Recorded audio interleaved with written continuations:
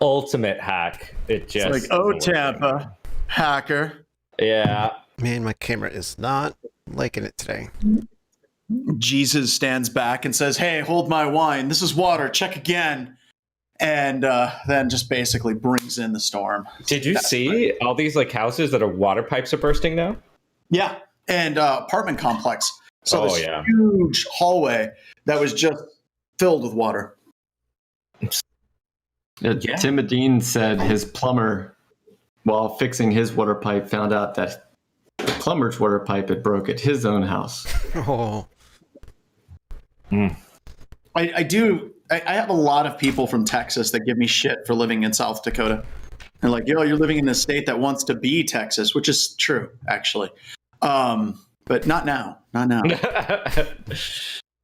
I read an article said that South Dakota, if I'm not mistaken, has the lowest COVID rate now. Like they got it way under control. That's because we hate everyone in this state, except each other. So social distancing isn't hard to do. I thought it's because you all got it. Yeah, it's probably because we all have it. Yeah, everyone in the whole state. So now they just can't spread it anymore. It just stopped. Freaking herd immunity. Herd immunity, 100%. We have peaked. It's funny because it's true. I mean, what's the population? Like 1 billion people? Oh, we're less than 1 million. Gotcha. Yeah, it's not that hard then. That's like New York one day. West Dakota, so nice though. West Dakota. Mm-hmm. It's right next to East Dakota, right? Yeah, East Dakota, not as nice. No. Do we have links? East Dakota is nice. It's a different kind of nice. It's a flat, boring nice. It's, like it's kind of strange. Like in the Dakotas and in Wyoming, you have ranching communities, and ranchers are insane. Like ranchers are the, hey, you guys notice that there's flood waters going down through this ditch and it goes through that culvert? Hold my beer. And they jump in and then they shoot out the other side of the culvert. And we're like, yeah, I'm next. That's Western Dakota. We're all insane. You go to East River and it's like, you guys should come over for pie. And everything's like very nice and people are very cordial to each other. And they're not nearly as insane. So my family, we have like family reunions, and you can always tell like the Grismer half of the family and the Hani Strand half of the family. It's like completely separate. This side of the family ends up in the emergency room. That side of the family ends up paying the bill for the alcohol. It's great. But yeah, West Dakota is a thing. I love that we've been live for all this. So. It's awesome. I'm sure I'm going to offend somebody. We're going to be like, well, I don't think it's quite that generalized. Yes, it is. So Western Dakota is awesome Dakota. I don't know about any of this. I'm in Florida. It's warm here. So hey, Derek, we're live. Derek, we're live. I saw, did you see someone that referred to the weather pattern in the United States right now as microwave hot pocket? It's hot on either coast and frozen in the middle. Frozen in the middle, yeah. So I don't. But if you leave that microwave on too long, like seriously, it's liquid hot magma, and you can't eat it for like 3 weeks. Yeah. So there's a hole in the microwave, dear Liza. I gotta say, I like living on the coast right now because that rain snow line's been about 20 miles north of me for the last 3 storms. Yep. Hey, and you don't have any rental houses to worry about right now, right? That is correct. I got rid of it last year. Just have to worry about your place. So. Wow, look at you selling before the market tanked. What did you know? What did you know? Insider trading from a pen. That's suspicious for sure. You knew all about these storms. I think what I knew was I was tired of paying 2 mortgages and having renters destroy the house. But that's what I knew. That's a big one. That's a feeling, isn't it? Speaking of the news. That's what you get for renting to Western Dakotans. So. Wait, I forgot that there was the east-west argument in South Dakota. I've heard all about that before. That's very entertaining. Already covered it. Yeah, we got that done. We're done. So what articles do we have this week? So we have Everyone's Half Asleep and Bosses Don't Want Trouble, the struggle to secure utilities. SIM rules ignore the bulk of the MITRE attack framework, basically surprising no one. Cyber criminals leak the files allegedly stolen from Jones Day, which was a big breach that happened, I think last year or 2 years ago. I'm not exactly sure, but now they're starting to release the files. And then I wanted to talk a little bit about ethics and pen testing, and I wanted to talk about Myanmar and how they tried to hire us. I don't know if Derek remembered. We had a series of conversations. Do we want to work for this country? And the answer was no. And I'm feeling really good about that decision. So those are the stories that I got set up, and I will get those into everybody as soon as we're done with the show. I will get those out so we can add them to the YouTube channel. All right. Should we start it? Hit the music? Let's do it. Yeah, my bad. We got some.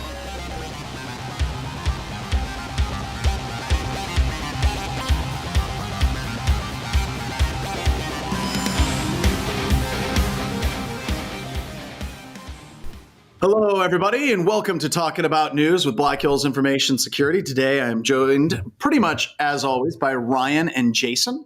But today, we also have Derek Banks, and we have Ralph, who is pretty much now, like, officially, let's just make him the co-host. Yeah, that's true. I just keep showing up and you haven't kicked me off, so that's good. Once I have a co-host, then I don't have to show up all the time. It's like, Ralph, you're in charge. You're the vice president. You're the designated survivor on this show. Yeah. So, it's funny, Ralph, you talk about just keep showing up. That's literally how I got started in Security Weekly. At the end of my first episode with Paul and Larry, they're like, hey, come back anytime. I showed up next week, and they're like, oh, John. Okay. Yeah.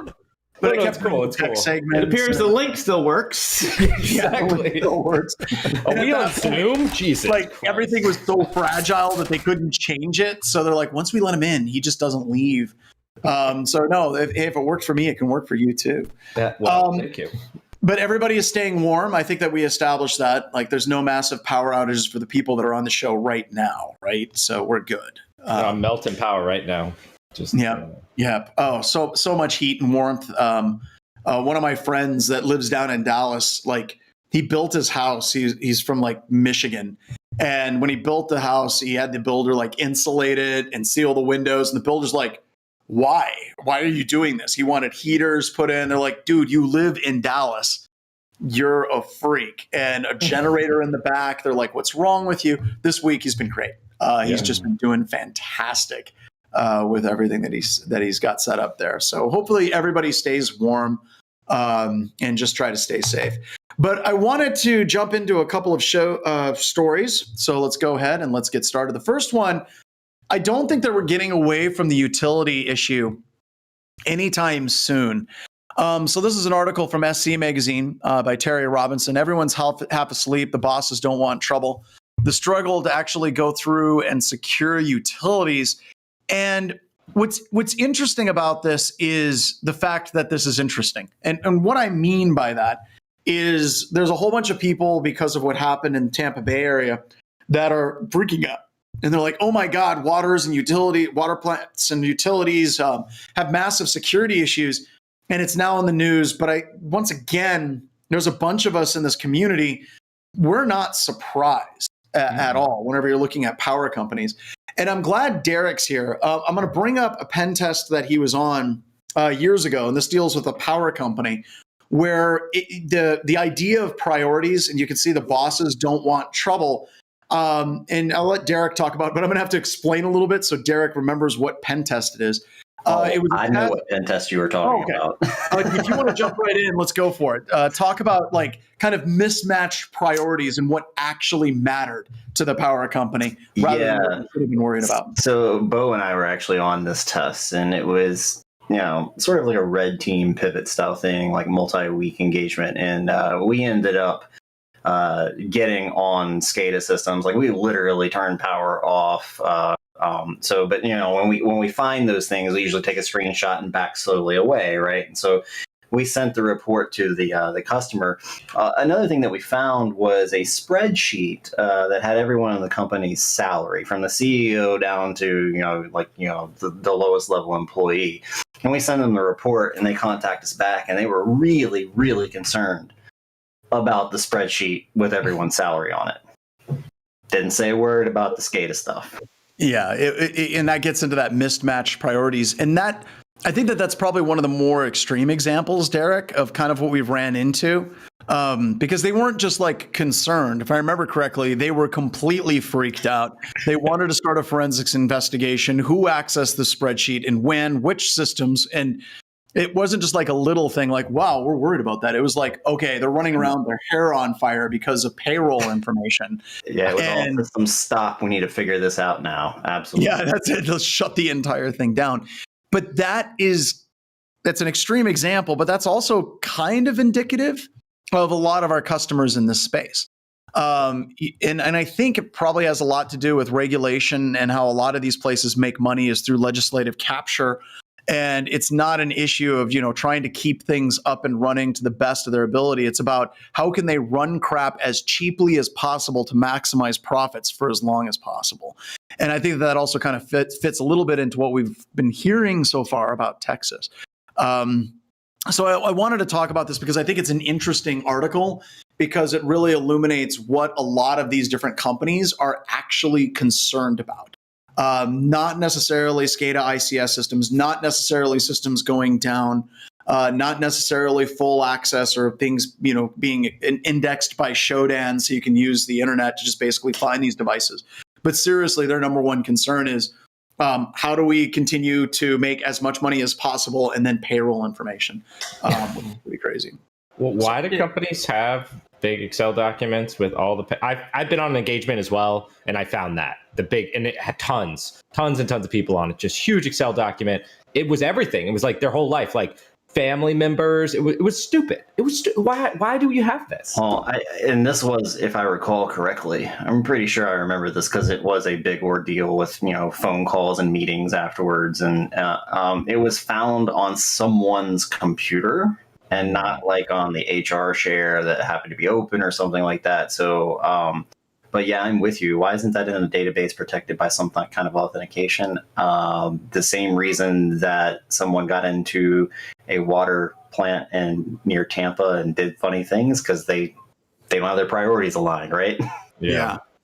And last week, I made an offhand comment. I want to step back. I basically said, if you're using like 8-character passwords to secure things and you're not patching your things, you're going to get hacked and you deserve to get attacked. And there was somebody that's like, that was kind of mean. It was kind of mean. So I apologize for that. Yeah, but being mean about the truth, there's a difference between mean and firm, right? Like there's the truth hurts sometimes. And, this story, I read a little bit about it, and it's hard to get like the straight story and news a lot of the times these days. And but from what I understand, there was a shared remote access username and password that the entire, everybody at the utility plant, was using, and that it was exposed directly to the internet. And I mean, that's never a good day. When I see stuff like that on a test, I giggle like a schoolgirl. Like, yeah. But, go ahead, Ralph. I was just going to say, nobody deserves to get hacked, okay? But some people are just more likely. I think that's what you were trying to say. Maybe. Okay. I mean, that's how I feel. Okay, so I don't want to put words in your mouth, and I totally get it. That's how I feel. I think that you read a lot into it, right? Like we can make assumptions about the systems administrator, and it's entirely possible. Like I'm going to use Sony as an example. So whenever Sony got compromised, there was a bunch of people that were saying comments like that, like they deserve to get hacked. And I knew the team at Sony. I knew the team at Target, right? I knew these folks, and they ran into the exact same problems that every other organization runs into. Functionality before security every single time. They made requests for improving security and were denied time and time and time again. And I think there was a lot of people that were making generalizations about those security teams that weren't fair to those companies. I remember sitting at a Korean barbecue with one of their teams, and it was like an Alcoholics Anonymous meeting, right?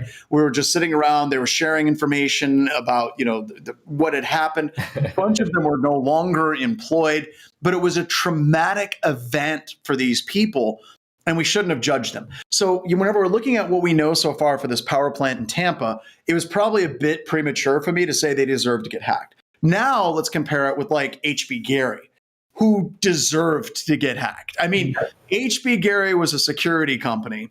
They were a penetration testing firm. They did forensic software. They went out and they basically teed off Anonymous and said, hey, we know who you guys are. We're going to basically unmask a bunch of you. And then they didn't even check for basic security in their entire organization. It was bad all the way around. And they were actively taunting hackers. So whenever you actually pull all of those things together, I think that you can say in that situation, yeah, they probably got what they deserved in that situation. I think that that's a debatable point. But like Derek said, we don't know everything about this. Like I said, it's entirely possible that they have been trying to secure things for the longest time and they keep getting shut down by management. Yeah, not even possible, but likely, because, before I was at Black Hills, I worked in corporate America, and, time and time again, we would say things from the security team and management would be like, yeah, whatever. And then we would hire a consultant to come in for, gobs of money. They'd say the same things. And management would be like, why didn't you ever tell us about this? Yeah. Right? Like, and so I would not be surprised that some poor systems administrator is not to blame, and that it's the policies and management choices that led to it. But yeah, I don't know. So one thing about they call it security by obscurity. Is that the term, or obscurity through security? Yeah. At some point, is it even difficult to implement security because there's nothing to attach it to? Like, there's no infrastructure to put modern day security on because that stuff doesn't exist in utilities. So there are ways that you can do it correctly, right?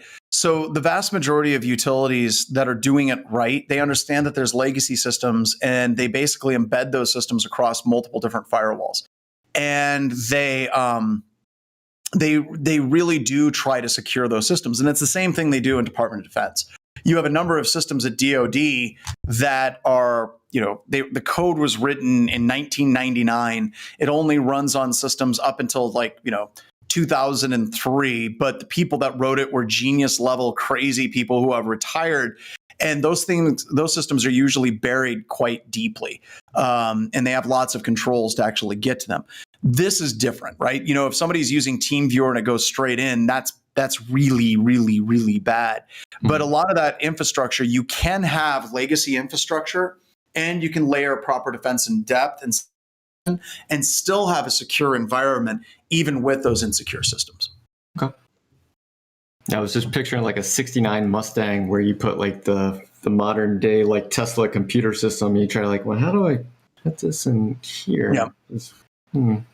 Yep. Yeah, I've been waiting for us to, as an industry, address that similar kind of problem with all the mainframes that are still in use and the lack of the mainframe folks who are still around. But that's a different topic for a different day. It's really, really terrifying whenever you find out just how many ancient mainframe systems still run a tremendous amount of the financial institutions in the world today. Yeah, I was going to say, look at the Fortune 500 and you probably can, 250 of them.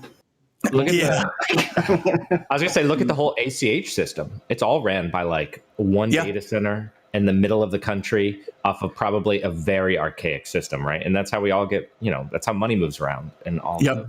But it's not a dissimilar problem, right? It's making money. It's working now. It's something that a lot of people don't really understand, and it's going to cost a lot of money to upgrade and fix it, right? And it's just something until there's a disaster, no one is going to want to deal with it. Yep. Well, it's like your own home water heater. You're like, well, this thing's been around for 10 years. Might as well get a new one. No, you wait for it to explode, just like everybody else, for water to be everywhere, and then you order a new one. That's the way of things. Yeah, it's the way. I mean, people have tried. Right. People have tried to make a whole life cycle, planning the piece. I mean, this has been a thought that maybe we should life cycle the IT and how we, the products that we're using and all that other stuff. Now, whether it actually happens comes down to money, right? We got a good plan. So. Well, I think money is part of it, right? That's always part of it. But you have some of these organizations, whenever you sit down and okay, let me give you an example. So we were doing a pen test for an investment management, just a standard investment management company in New York City, and they hired us in, and I remember the owner of the company was on a call with me, and I think the engagement was something like $25,000, right? And he's like, I want you to justify this cost for me.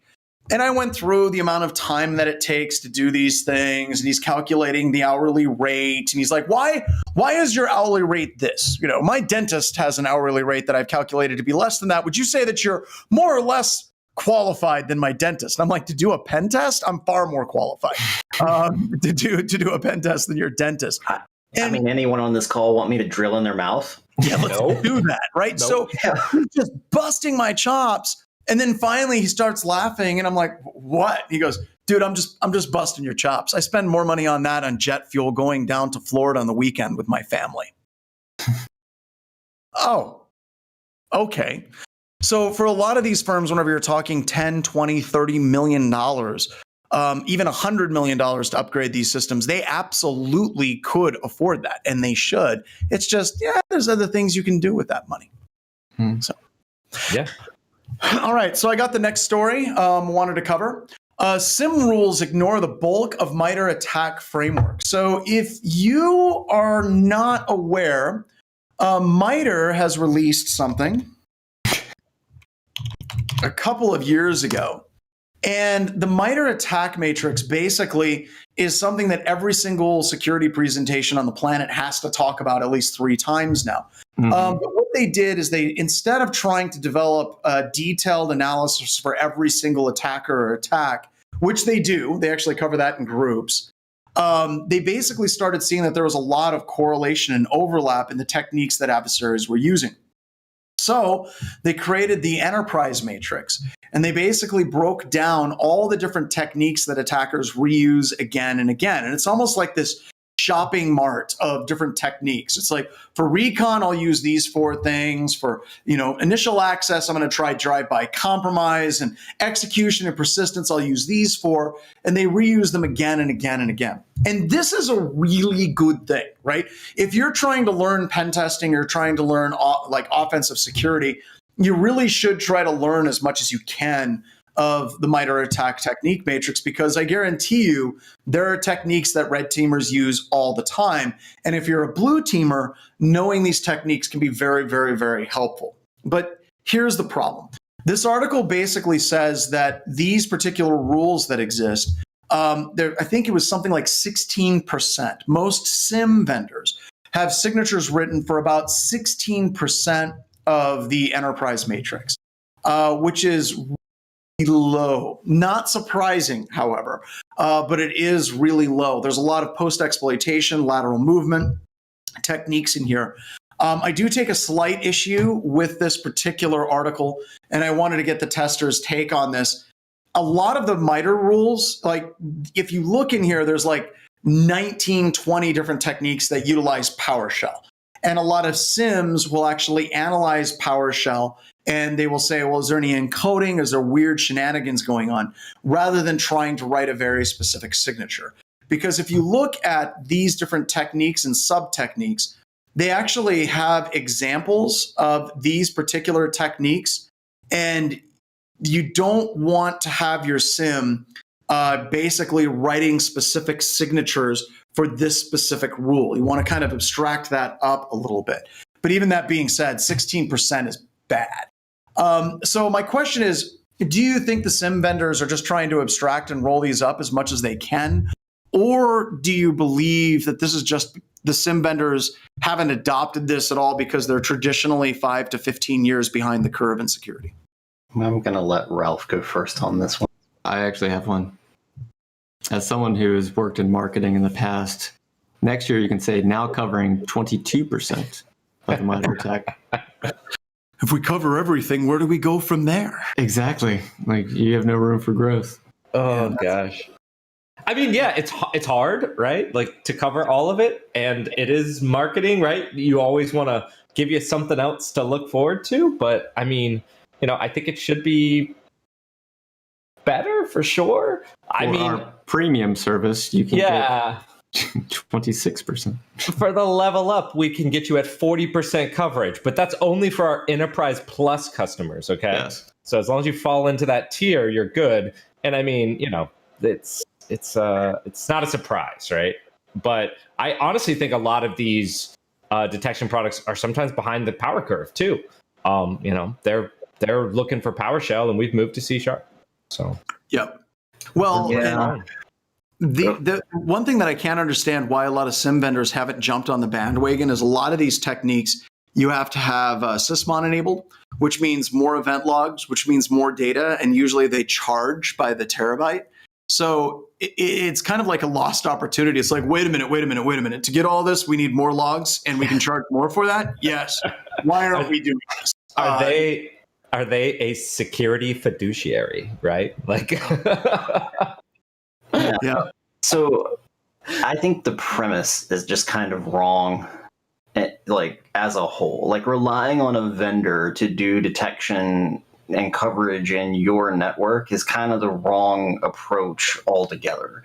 And the reason I say that is because there's no, like your environment, like, and I've been doing this for quite some time now, 6 years or more, and I've seen so many different networks, and they're all different. They're just all different. And they're all special snowflakes. And to think that you're going to just go buy a SIM and it's going to alert and cover everything that's in the MITRE framework, it's just the wrong approach. You need to take, organizations need to be responsible for knowing their network and being able to find anomalous things, and it's custom. And unfortunately, finding the people who are skilled enough to convince them of that and actually do that are expensive, and it's just not what companies want to do. So I'm not. It's not surprising to me that they only cover 16% for sure. I'm not saying they shouldn't do a better job, but if let's say that they had the ability to turn on 80% of it, right, and it's just going to be it's going to be even more alerts in your network, and you show up one day as an analyst and you don't really know why do you have 6,000 alerts that you have to deal with today? You can't deal with that. So then you call the vendor and it's more support time. I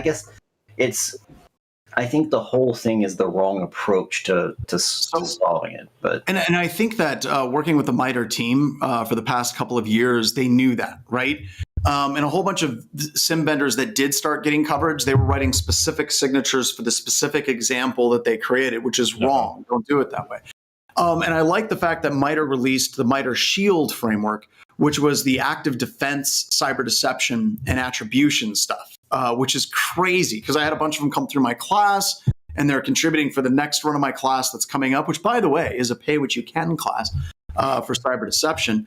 I just absolutely love the fact that they went that way of actually the deception and attribution part of it.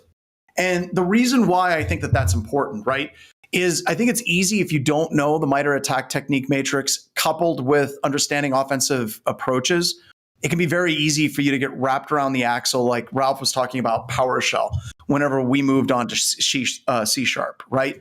So you get so wrapped up in something that isn't even used. So my question is, just once you land on a system, what are your first 4 techniques that you two use to basically try to move laterally within that organization?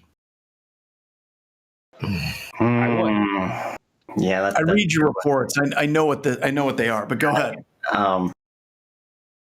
The first 4, I'm not sure that it's always like not necessarily in order, but the top 4. Let's say the top 4 techniques.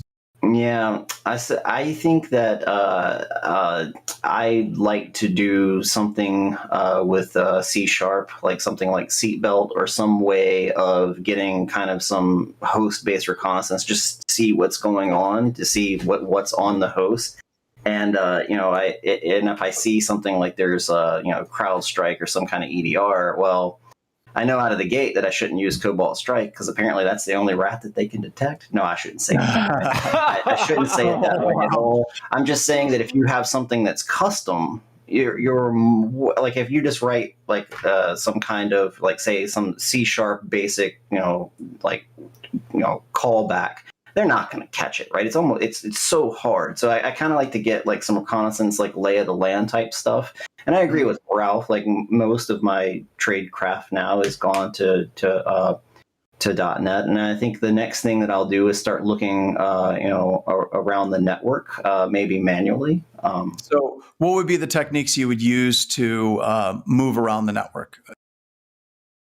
I got my number one right now. This is like the first thing that you need to do before you move laterally in the network. And that is you need users, groups, permissions. Like, Bam. That's it. That's the first thing I care about. That is the number one thing that I want to know immediately before I start to go anywhere, right? And as much as I can slurp that up from my current position, meaning the user that I have access to most likely, that's where I want to go, right? And it's and that usually goes straight to LDAP. And so the first detection is raw LDAP queries. Yeah. Who is making those kind of queries, So right? shout out to Bloodhound, right? So Yeah. So I mean, Bloodhound would be like the first thing, right? But there's other ways to grab that in case they start picking up on this. And we were just talking. Yeah, but that's all I care about. However I get that information is low and slow or whatever. And most of the time, Bloodhound is not detected. I've been on a bunch of engagements. Right? Okay. It was not detected. It should be. It should be. It should be. And like, I'll play it safe. I'll use LDAP direct, LDAP secure connection directly to the domain controllers to run Bloodhound. So it's just an LDAP query that's pulling down all that information. And technically, I think ATP does detect this, but there are anything that is pulling out a bunch of information from LDAP should have an instant detection. That's what The other one that should have instant kill detection is Kerberoasting. Oh, right? yeah. Absolutely. I mean, so you all are using Kerberoasting in almost every single engagement. We see it constantly, and it's still working, right? So you've got LDAP queries and Bloodhound. You've got I still see every tester still looks for group policy preference files. Because one time out of about 20, it's like one time out of 20, it works, right? So you still have that. So the other one that we see people do is Share Finder and File Finder, just going through and identifying files and shares and looking for keywords like passwords. So my point on this is you can get wrapped around the axles and trying to detect everything, but you should really try to focus what are the techniques within the framework that are being used all the time heavily and focus on those. So, that comes back to the MITRE Shield, where you can actually create Active Directory user accounts that are honey accounts. As soon as anyone tries to access it with a password spray, light it up. Go ahead. I was going to say, like the Kerberoasting thing, I can't remember. I think I've only gotten busted once or twice doing Kerberoasting, and that was busted by your own tool, Derek. I know. Yeah. Can I push back a little bit on this?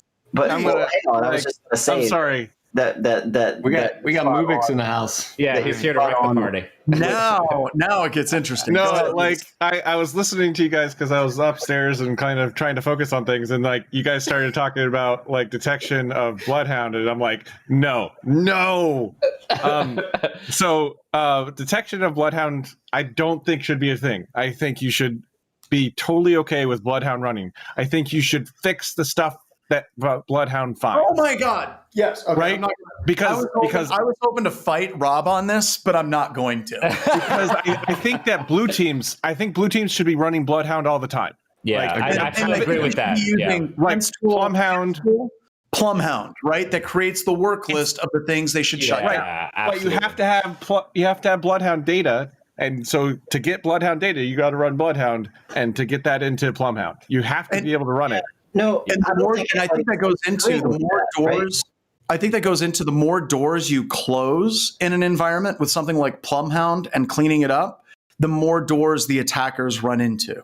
The more doors the attackers run into, the more detection opportunities you have. Yeah, absolutely. I don't think that I would disagree with, you need to fix all the stuff that Bloodhound would find, but I think I do want to know if I have one system that is making, standard deviations more of requests across the network than the rest of my, workstations. It's abnormal behavior. Sure. And I think that's it's obviously something that's happening, right?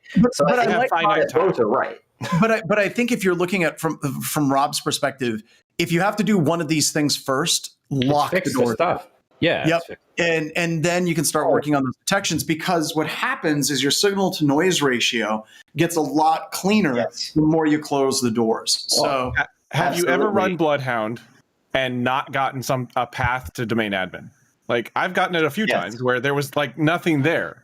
Like, Absolutely. I definitely I want organizations to get to that point Yeah, first. every with time. Bloodhound. Yeah. I liked Like- it. I got a call from Egypt. I think it was like early this summer, and he had ran Bloodhound, and the graph was so dense that Egypt was having a nervous breakdown. Right? It was like black, like a huge black bar from his system to domain administrator. And he's like, "There's so many paths. I don't even know where to go." So those types of customers is why I offloaded running Bloodhound to my ESX server, because it was like I didn't want to kill my VM. Like, so I just do it like now over on a server because screw it, I got other things to do. Right. I have been on organizations that you had to have like 15, 20, 30, 60 gigs of RAM just to load the Bloodhound data. It's gotten better. It used to be really bad with some of those really big domains, and you try to put it in, it's like, oh, it's going to be an hour and a half for this thing to load. I'm like, oh. But to Rob's point, and a shout out to Eric Conrad, because this is really like his quote. It turns out that good security really is just good systems administration. And if you're closing those things, then it makes an attacker's life so much harder.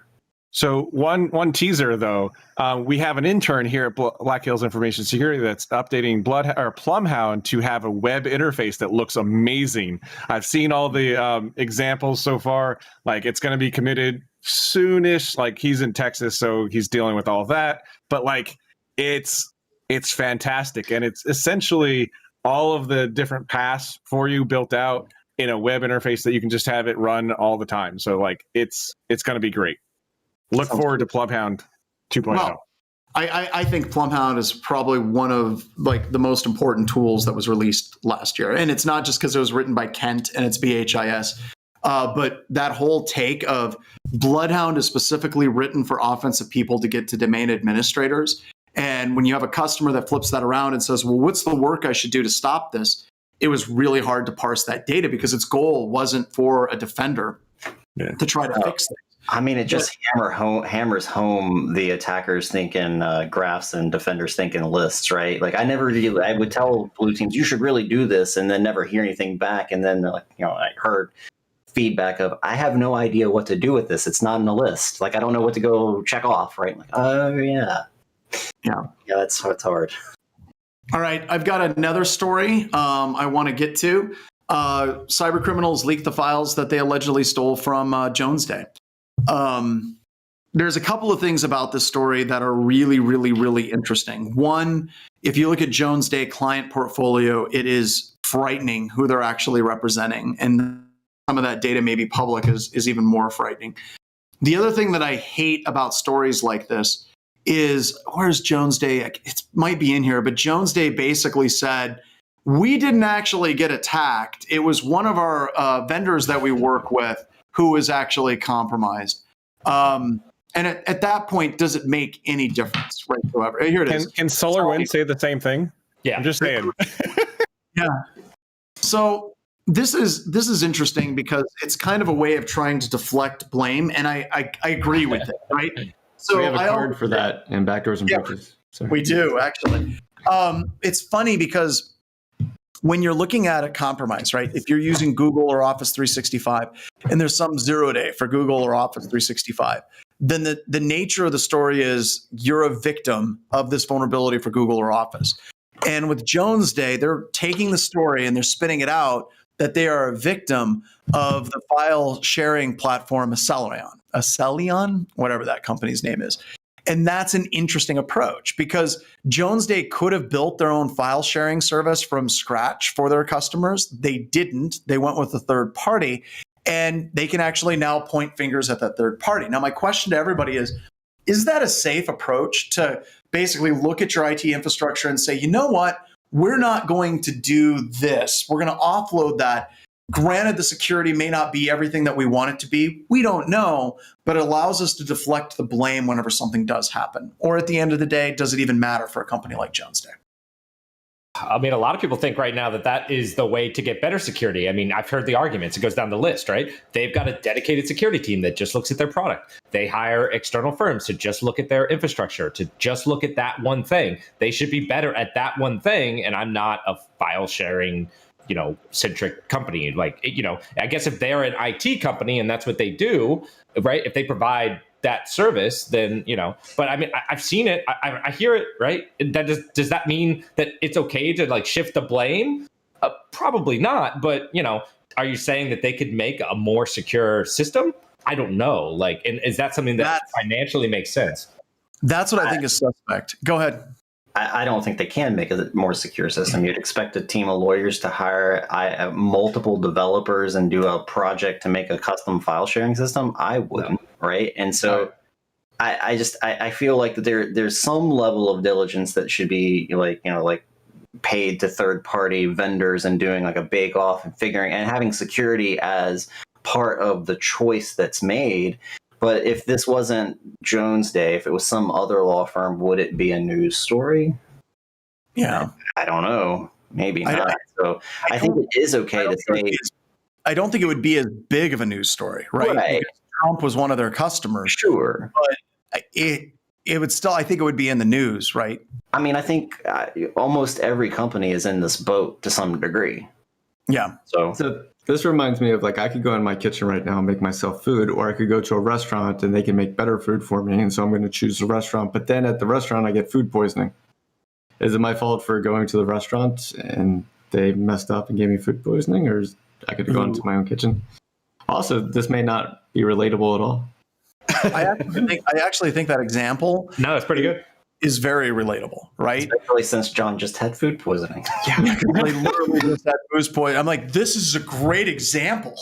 Well, there's regulations around the restaurant industry, right? Just like there are regulations around cybersecurity. So at some point, the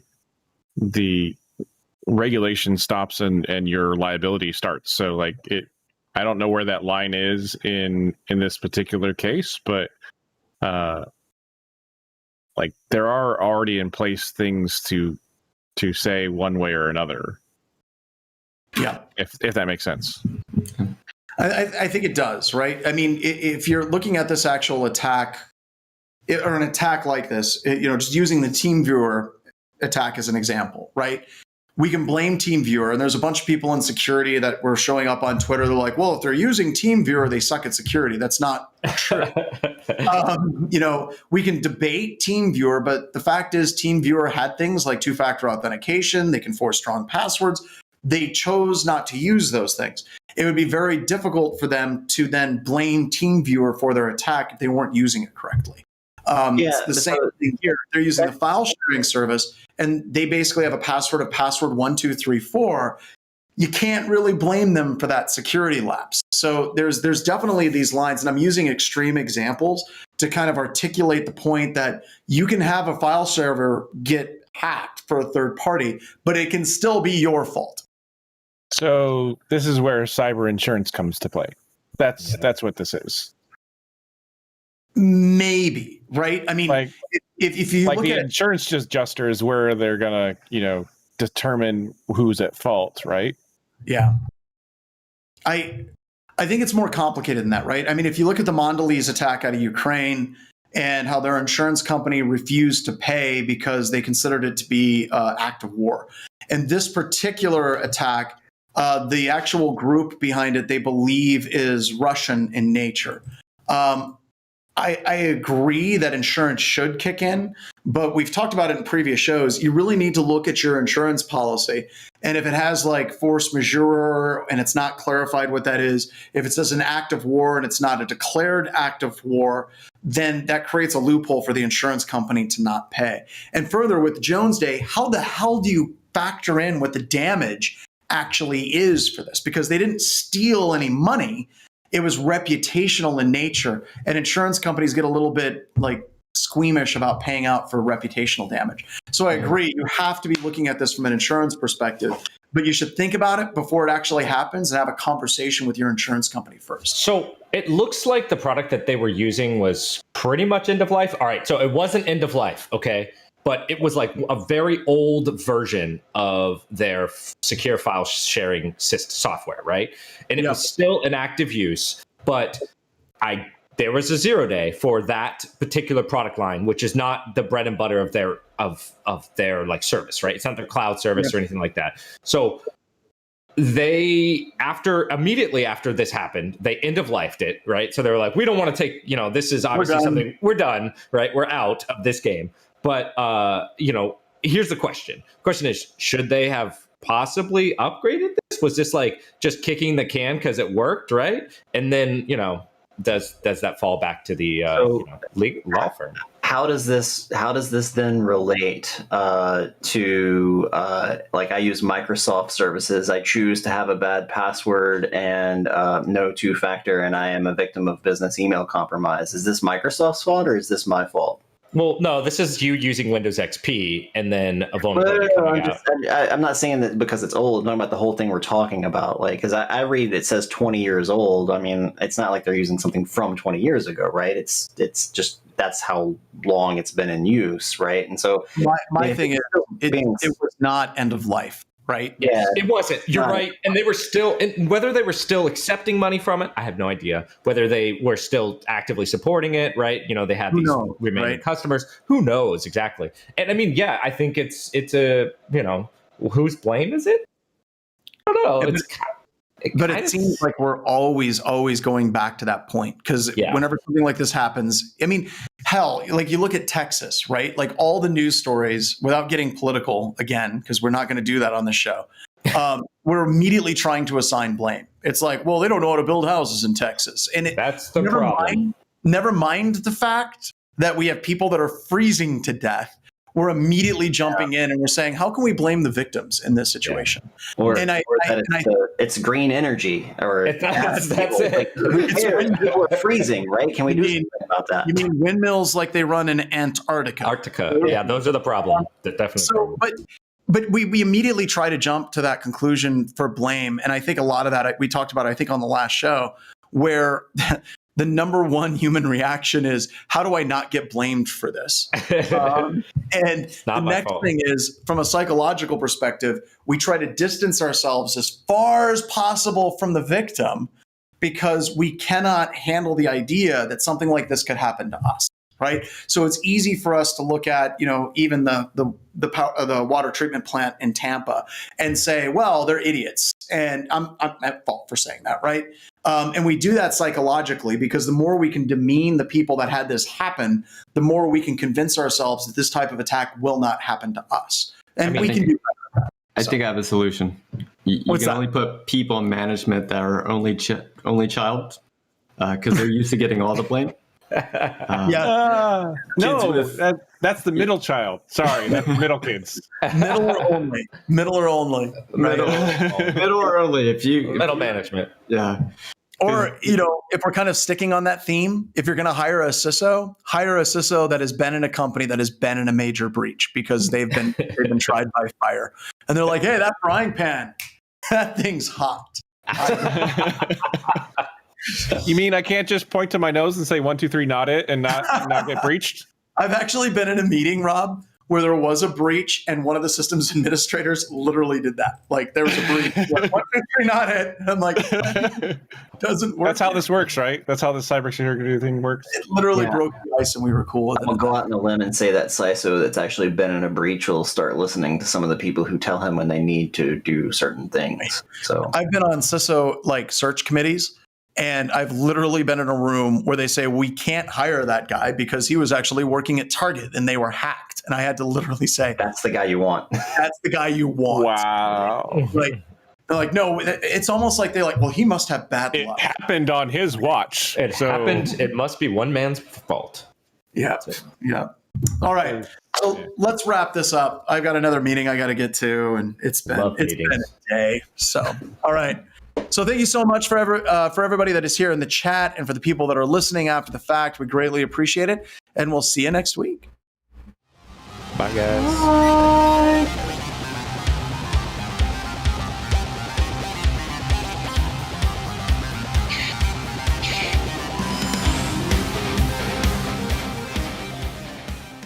All right.